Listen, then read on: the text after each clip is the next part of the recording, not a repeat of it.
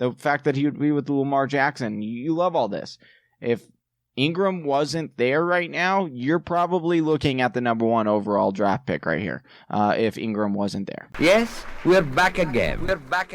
Hey, let's pump up the volume. Right here.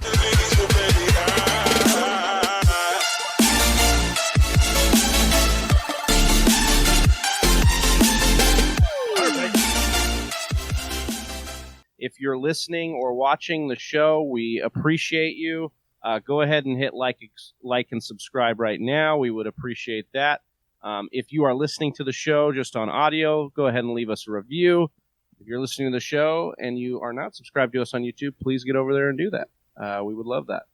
Another guy, very interesting in the same realm as Akers here, and a guy that I've personally been struggling with to kind of grade is J.K. Dobbins, Johnny. Went to Ohio State, is a highlight reel as far as his body, as far as his home run hitting, runs. He was drafted number 55 overall to the Ravens. And you say, well, why? They had Mark Ingram last year. He was a Pro Bowl runner. I think the Ravens saw what happened in the playoffs when they didn't have Mark Ingram and he was hurt, and they kind of struggled to get things going against the Tennessee Titans when they needed to. Mm-hmm. But in Dobbins, Johnny, they've got great size and build. He's got a durable track record, which I think is part of the reason why they drafted him, because of the Mark Ingram injury. He's got several years, got big play threat, thick, strong legs. Defenders seem to bounce off these legs when you look at the tape. Baltimore's line, the style of play that they have, they've got a mobile franchise quarterback. All of these make a very ideal career fit for Dobbins and his skill set. You've got the slight knock that he's not the fanciest with the ball in his hands. He kind of just gets the job done. But my tape, you would believe, when you watch this tape, that every run that Dobbins had was a home run. But then you look at Pro Football Focus's ranking for runs over 15 yards. He was the number 1 in the nation for runs over 15 yards. So, you look at Ohio State's line and you could discredit maybe what Dobbins did because of how good Ohio State was. But this guy got the job done. And I don't think he should be knocked because he did what he was supposed to do, and he did it at a very, efficient level, Johnny.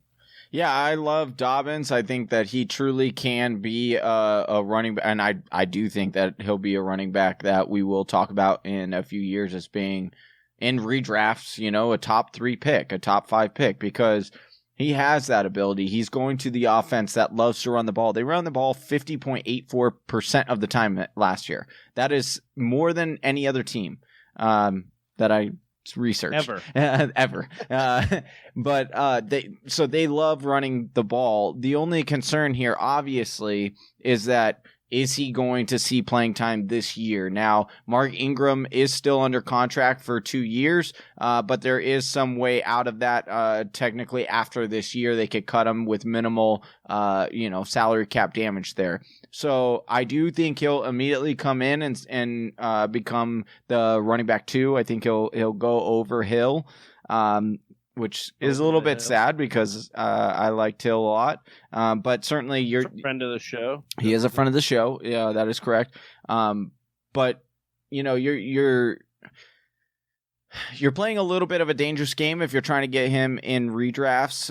You might be able to get him a little bit later, but he is a guy that it's crazy because he is a guy that can win you a league. Like that's exactly what you're looking for is the pedigree that he has. You look at draft capital, you look at the team, the reason they like to run the ball, the fact that he would be with Lamar Jackson. You love all this.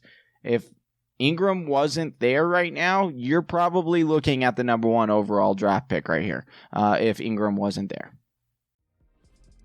Thank you for listening to the Fantasy Whisperers podcast. You can hear more from John and Travis on Google Play, SoundCloud, and iTunes. You can also follow us on Instagram, Facebook, and Twitter at TF Whisperers.